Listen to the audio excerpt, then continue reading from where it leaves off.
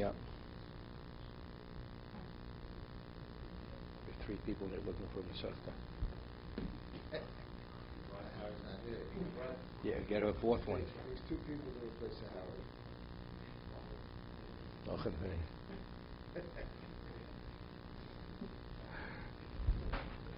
Thank you.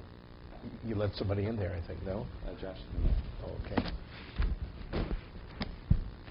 Okay.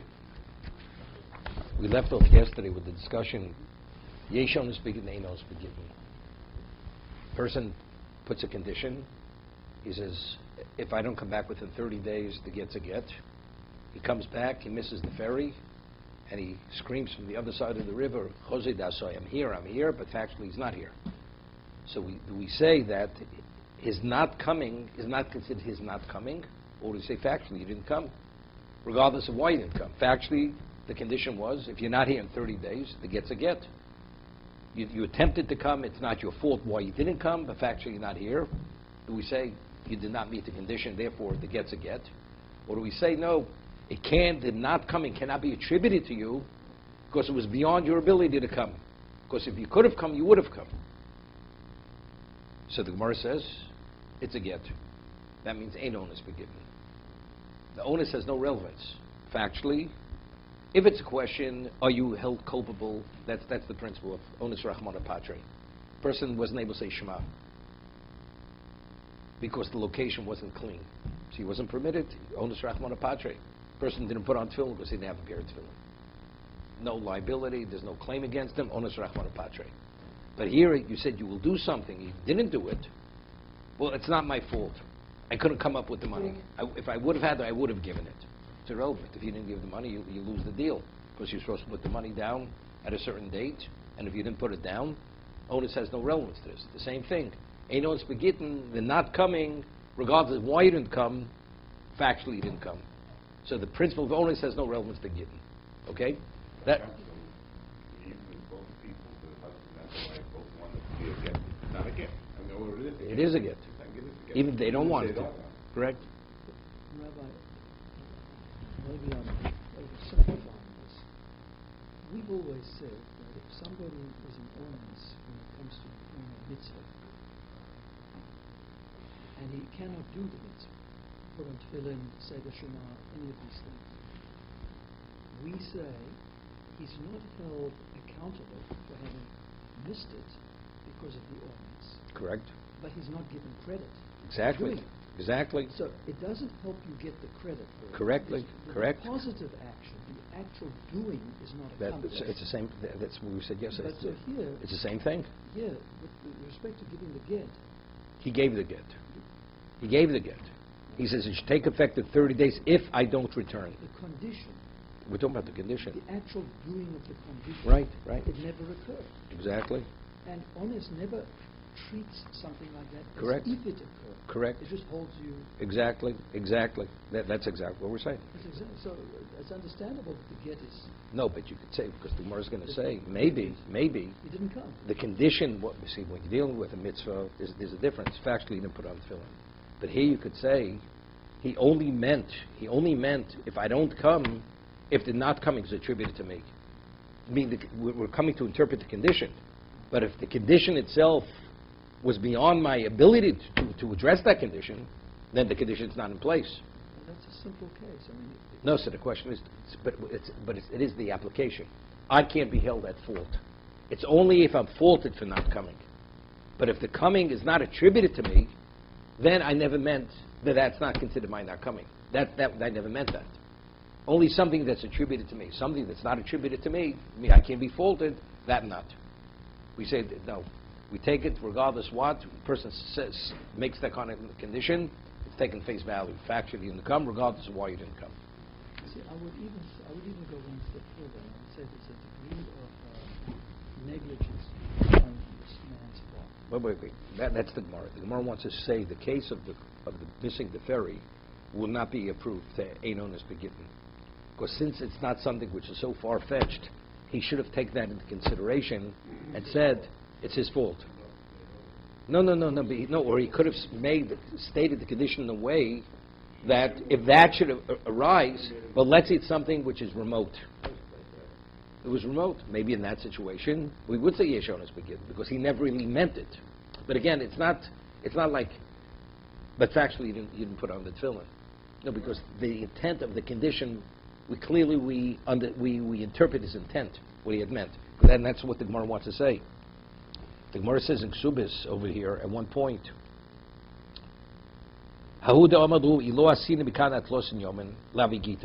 case, the Gemara in Ksubis that base on base. Person says, if I don't come within 30 days, the get should be a get. Also, the Paski Mabro. He came after 30 days and he missed the ferry. So we see clearly, Shmuel says, factually he didn't come. Shmuel says, no, there's no proof from there. That Einon is beginning. Dilma owns the Shchiach shiny. The cave the boiler snuye v'lo asnihu iu dav saram nafshe. Since it's not that remote that if you miss the ferry, that you may miss the ferry, so he should have included that in the condition. However, if I don't come because it's beyond my ability, the get should not be a get. He should have said that. And since he did not say it, he takes the consequence, the full consequence of not coming. So it's iu dav saram, but in the case where it's a true onus, where it's something which he wouldn't even consider initially, maybe over there we will say, Yesh Onis Begin. Since that wasn't considered initially, he never meant it in that context. Therefore, the get should not be a get. So Gemara says there's no proof from there. Okay?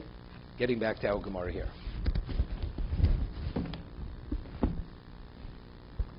Now, what if he arrives in 30 days and she's not there? He gave it a get already. Yeah. He arrives. Doesn't make a difference. He said he had to come to a certain location. He came to the location. Wherever she is, it's irrelevant where she is. If I don't come back to town in 30 days, the get's a get. I'm back in 30 days, or witnesses I'm back in 30 days, it's not a get. And he did come back. He came back within... He gave her the get. She has the get in her hand. Right, but So he's back within 30 days. And he's back, so the get's... She's not there. So the get's not a get. Right, Not a get, right, because he met his condition. He was back. But if we reinterpret what he said to understand all the contingencies implied in his statement, then we're not even getting into the honest concept. Exactly. It's got nothing to do with that. Exactly. It's an application of that. Because normally in that context, a person, it's not attributed to a person, he never meant that. He only meant that if he's responsible. It's his irresponsibility, his decision not to come back. But if it's something beyond that, means it's not his decision not to come back. He never meant that. Okay? So Shmuel says in this case, Lo Shma Asya. Hu Damadhu. What happens in that situation? If there's an earthquake or anything, you couldn't make it back. Well, we'll see in a minute. The two versions of this. Whether yes or not, I'll show you. There's a case. Hu Damadhu. Man had some difficulty with his wife in the relationship. He says, "Ilo faisono la atlosin yom levigito." He gave her a get, and he says, "If I'm not able to reconcile our relationship there's no reconciliation with 30 days, the get should be a get, to be mephayiser, meaning she has no interest in the relationship, and he gave her a get to satisfy. He says, if we can't patch it up within 30 days, the get should be a get. Ozu paiso v'lifaiso. He attempted to appease her. Whatever it was, all kinds of overtures, she wasn't interested. And 30 days comes, so seemingly, he didn't meet his condition. It's only not a get if you're agreeable, if I appease you. If you're agreeable, she wasn't agreeable. Omer of Yosef, so stop. Omer of Yosef v'yovlo takrav dedini. If he would have given her a pail of golden coins, you don't think she would have been appeased? It's only the man didn't have that kind of money, right? But if he would have that kind of money, he would have bought her that special piece of jewelry, right? She would have seen him in a different light. See, so Rashi says, the cave shlo osakain, nimtza shlo pisa, alpha pisa ein lo. But you say, but he doesn't have that kind of money. Lo aminan onis. Den odem yochel liton onus betnai shall get. Rabbi Kalatsky man says, something wasn't within my ability to really work it out. If it would have been a person of means, I could have. So it's something beyond my control. Therefore, I never meant it. I never meant it. You can't attribute it. It's my non-appeasement. We don't say that. Rabbi Yosef says, Einon is begitten, the get's a get. Okay, that's Rabbi Yosef. Ikad de Amri, that's the first version. Amri Yosef, Midi Takrav, the Dini boy, Lemesev Lov, a Paisov. If he would have given her a pail of golden coins, she would have been, it would have brought about a reconciliation between two of them. V'lo Ifaiso. So therefore he's saying, therefore the get is not a get. Because unfortunately he didn't have that kind of money. Ho command Yoma, Yeshonis Begitten. Evidently Rav Yosef is saying, this version is, he's going Yeshonis Begitten. Understand? Meaning, if it would have been his ability to appease her, and he left a stone unturned, then the get is a get. But since over here he left no stone unturned, and the stone that he didn't uncover, he didn't have that available to him, therefore you can't attribute it that he didn't do all he can. He would have done more. So therefore, the Tanai is not a Tanai. It's not considered he didn't meet the condition, because it was beyond his ability to appease her. Hol command the Yama Einon is beginning. So he says the argument between these two versions is this question. The assumption is always that if there would have been enough money, she would have been appeased. But she doesn't want to have it.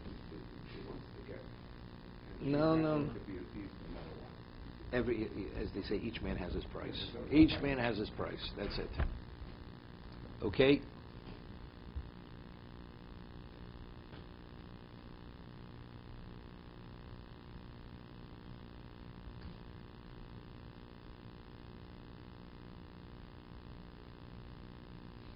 Further, next Mishnah. Hamalva Moses a Kohen. Person lends money to a Kohen. V'sa Levi, v'sa Onig. Lios mafresh aleim michelkon. Now, a person has tevel. After you tithe the tevel, so you have truma, you have meiser. Truma goes to the Kohen, meiser goes to the Levi. The Kohen is your debtor, so you tell the Kohen that the truma I will tithe. When I take the truma, I'm going to take that as payment of the debt.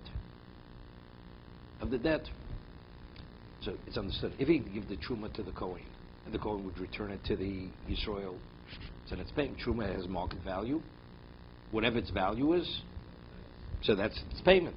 But here he says, no, when I will tithe it, your share in this, I will take that as payment. The question is, the Kohen never actually ever received it. So we're going to discuss how does he take that as payment, right? It's not, the Gemara says in Chulim it's called Momen HaShevet. Until you actually give it, what's the halacha if I tithe truma and I destroy the truma? Does any Levi have a claim against me that I'm considered a damager? The Gemara says it's considered Momen Shem Lo Tovim. No, but there's no claimant. Nobody can make a claim. You damage my property because I can say who said it's yours. What's he already established? Giving it. Wait. We talk. The Gemara's going to speak about this. Okay, but just generally speaking, the Gemara says a person's mazik matnas kuna. Person goes zroilam v'chayim v'akevo. Right, you slaughter a behemoth chulin and a non-consecrated animal. You have to give certain parts of the animal to the Kohen, and you go and you don't.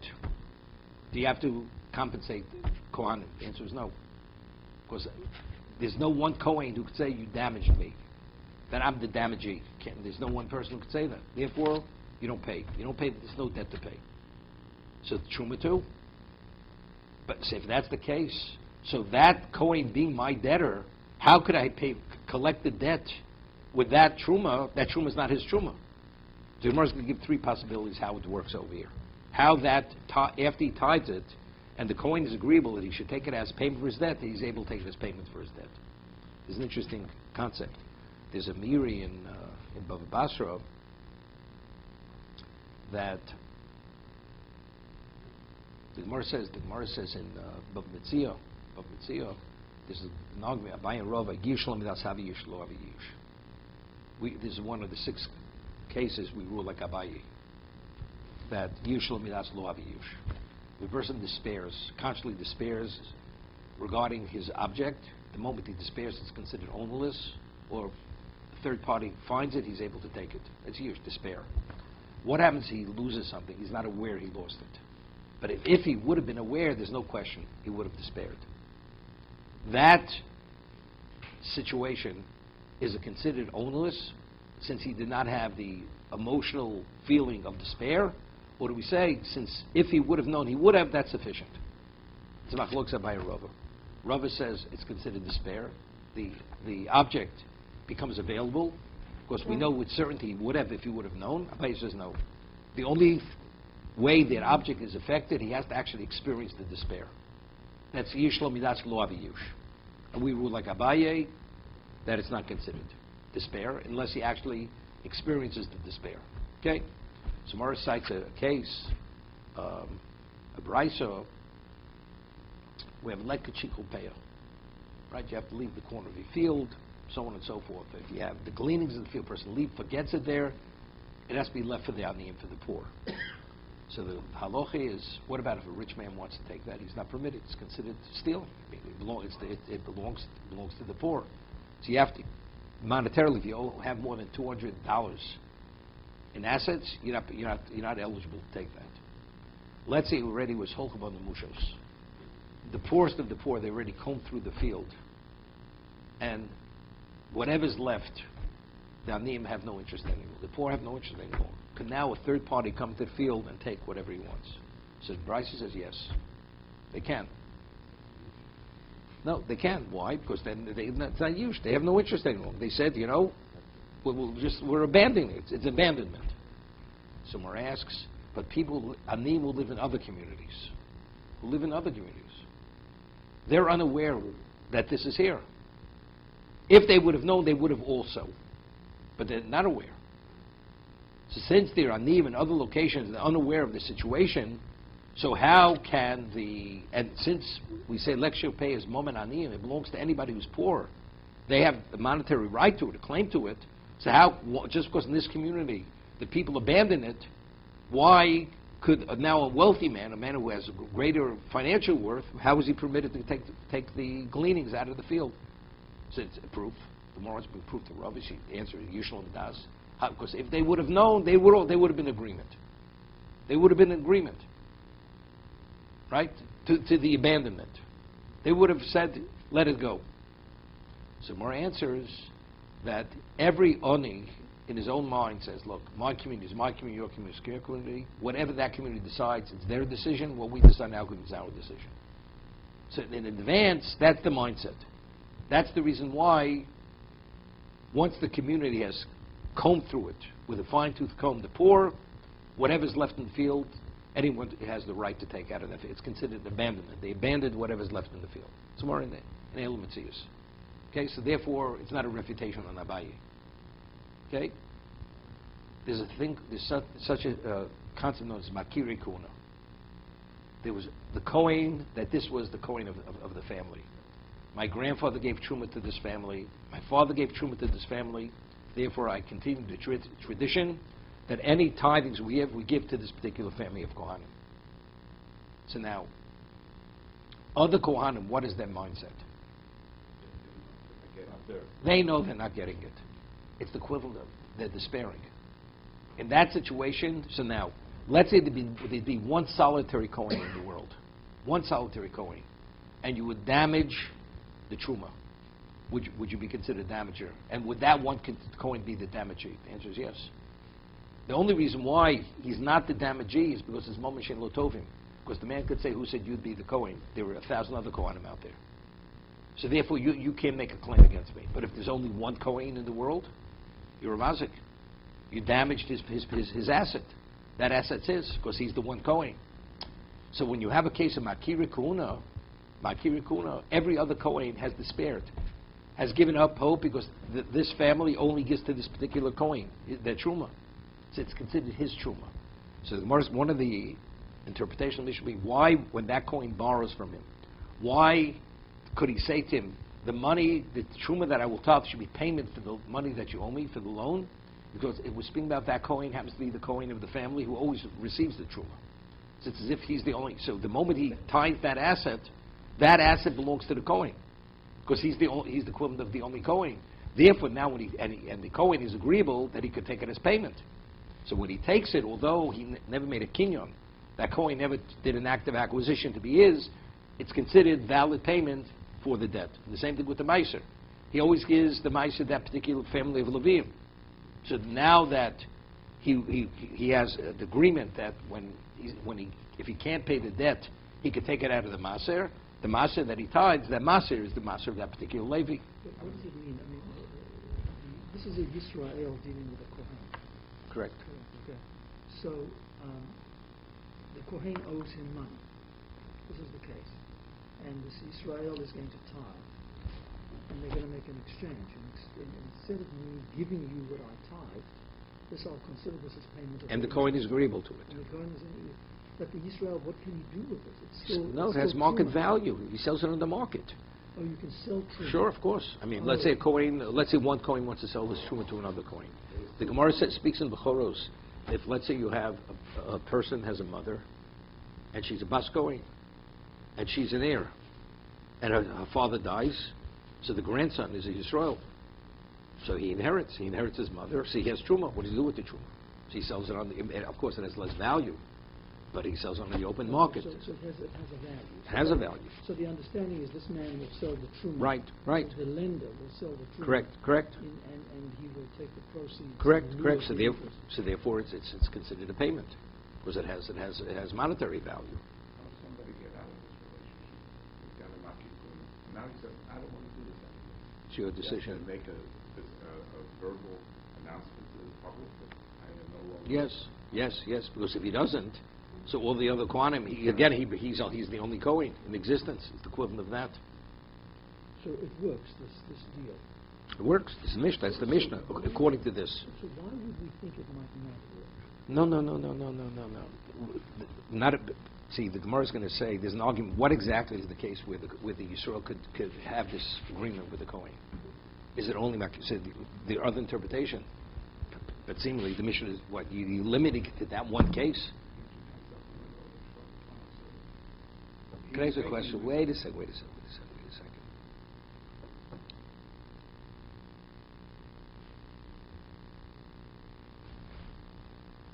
I mean, he should pick it up for the Kohen, Yeah. and he should be the recipient. Pick it up with the You have to be a third party. So I don't understand why would you consider this might not work? It seems like it's a... It does work. So why would we need a mission to tell us that? We'll see in a Why moment. couldn't We'll we figure it out? see in a moment. Because that's not the Chiddush in the Mishnah. The Chiddush is that, let's say there's a question whether the Kohen is still alive. He's tithing it. The Kohen may not be. He's not tithing in the presence of the Kohen, or he's aware at this moment he's alive. You go after Cheskes Chai. As we said regarding Get, Cheskes Chai, here also is Cheskes Chai. I mean, so they asked, the commentators ask, if we're talking about Eishes Ish, we said for a get, we rely on Cheskes Chai. So for Truma, we're not going to rely on Cheskes Chai to pay a debt. That we say that the Kohen is still alive and he should be able to collect the debt. That therefore the agreement is still in place. I mean, that the Mepharshim ask. So we'll see. So you'd say, you know why? Because when do we rely on Cheskes Chai? This is what the Chassam Sofer answers. That's when you'd say maybe it's a question of Mishum Aguna. On a Torah level, definitely you rely on Cheskes Chai. The presumption he was alive, he's still alive. So you'd say maybe we should be machmir. You should know factually he's alive. You know something? We're dealing with a woman being permitted to remarry. We're not going to institute that chumrah. But by collecting a debt, you know something? Maybe the only way you're able to collect the debt, factually you have to know he's alive. If you don't know he's alive, maybe not.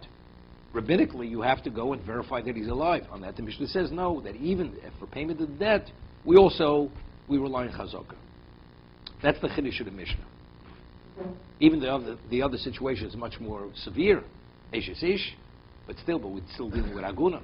Otherwise, every situation, the woman would remain bound. She can't remarry. But if this Kohen was not alive... It's over. The story's over. I mean, the debt transfers to his children.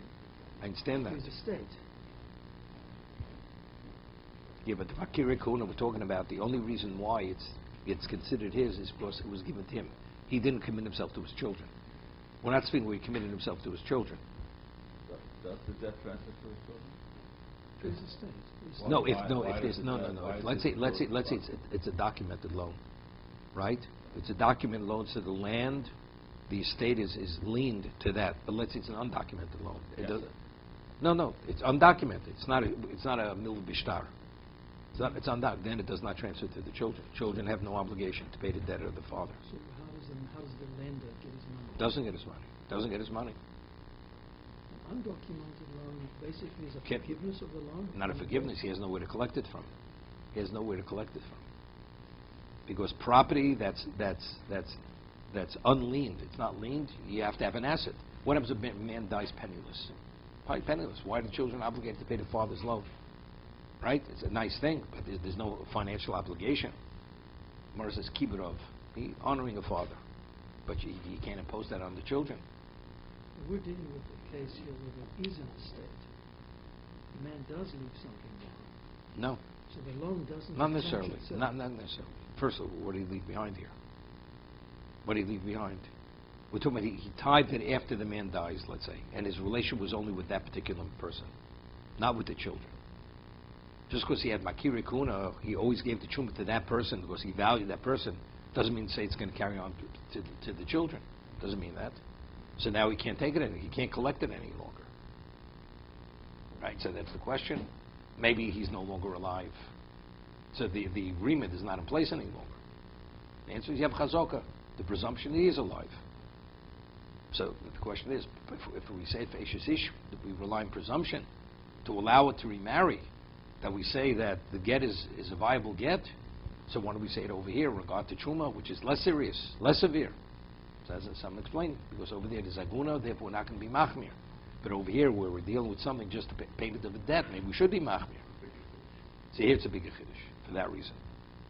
So this man, the Kohen, doesn't have any sons, he has daughters.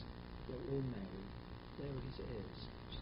Okay. So now there's no possibility of tithing for these daughters because they cannot receive. Right.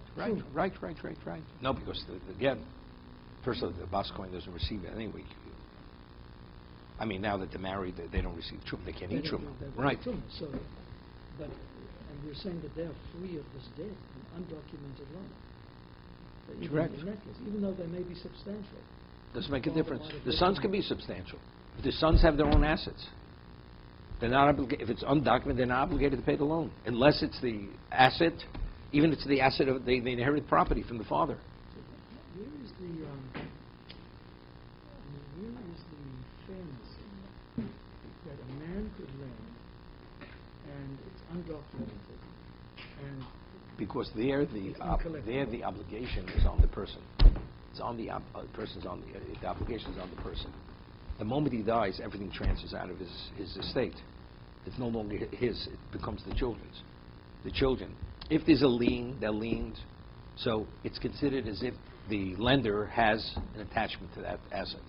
But there's no attachment, just because it was transferred from the father. That's not enough a reason for them to pay. wouldn't lenders be very concerned about that? That's why you have a documented loan for that reason. Because, I mean, anybody could die. Sure. accidents So or a person who's responsible, usually, if he has a document written for that reason, that the loan is protected. So here, in this case, if the Cohen died and the guy wants to get his money, he can go to the sons and make a deal. That I'll give you this money. They don't have to make the deal. They don't have to make the deal with him. He doesn't have to smack it with the children. What does he gain? What does he have to make? They say we're not to make any deal. We're not obligating our father's debt. Why should he make a deal with him? Because otherwise they're not going to get anything. Okay, so he can work out. Give you 20% of my I just want to read the Mishnah. Hamalvim Moses as a Kohen is a lev is a oni, ma'isa oni, lios mafresh le mechelkon. That he'll tithe from their portion, mafresh aleim b'cheska shen kayomim. When he tithes it, the presumption is there's a chazaka that they're still alive. Ve'en achosh Hashem emes hakohen or levu oni, o hesher oni. The oni doesn't even have to become die. What happens if he becomes wealthy? So the agreement that he had with the oni, right, is still in place because he became wealthy. Now he's no longer eligible for Ma'aser Sheni, right? You know, it's interesting. There's I still have a minute. There's a Gemara in Zvachim speaks about a case that what happens if you magdish an animal. Also, we had a kedushin. You consecrate an animal, and then afterwards, the Mizbeach becomes damaged. So if the Mizbeach is damaged, the animal cannot be brought as a korban, then it's repaired. Let's say you slaughter an animal, and before you sprinkle the blood, the Mizbeach becomes damaged and then repaired. It's puzzle, because that's called dichoy, because there was a moment in the midst of the service that you couldn't complete the service. So the Gemara has a question, what about if it wasn't yet slaughtered? It's still live, the animal. Do we say Bali Chaim Nidochim? Is a Balkaid, is he considered that's enough of a reason, even in that state before the service began, since you cannot at this moment go forth with the avodah, that disqualifies the animal. Okay, that's the discussion. So there's a case, a person goes and he inadvertently violates Shabbos, and so he goes and he consecrates a chatos. Then he becomes a mumer. He becomes an apostate. So an apostate cannot bring a chatos. And then he does tshuva. He does tshuva and he's reinstated. So Gemara has a question. Same question. So the Gemara asks, so Tosas asks a question. The Gemara says that what happens if a person is carrying the blood and he drops the blood and the blood goes into a depression in the Azora, and he's able to immediately regather the blood and sprinkle the blood. Since it's biyodo, it's within his ability to gather the blood and sprinkle it, that's not considered an interruption. So Tosas asks, so why over there is it dichoy when he becomes an apostate? Is biyodo lasos tshuva? He could always do tshuva. That's Tosas' question in Zvochem. So Tosas answers, when it comes to tshuva, it's not so simple. It's a lot easier to scoop up the blood, gather the blood, and continue the service. Doing tshuva. Here we're talking about oni v'heshir. A man's sport, does he become wealthy? Does it happen that easily? But you understand, we're not talking wealthy. If he's above $200, he's already classified as a wealthy person. To be continued.